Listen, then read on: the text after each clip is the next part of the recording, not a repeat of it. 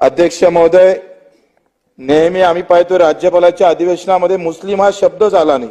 मला याचंच नवल वाटते, पूर्ण भाषण ऐकलं. मग मुस्लिम नावाचा शब्द किमान घ्यायला काय हरकत आहे? आपण मत मागायला तिकडे जातोय.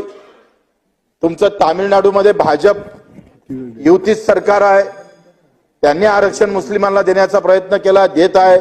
मग आपण इथं न्याय, जे काही गरीब असेल मुस्लिम मध्ये जरी आपण पाहिल्या तर किमान आपण पाहतोय अध्यक्ष महोदय 20-25 जाती अशा आहे का त्याला आरक्षण देतोय. पण इतर जे मागास मुस्लिम आहे त्याच्यासाठी आपण जर काही म्हणजे फक्त आपला अजेंडा थोडासा चुकन म्हणून जर निर्णय घेत नसल, आखरी समाज गरीब असला तर गाव गरीब राहतं अध्यक्ष महोदय.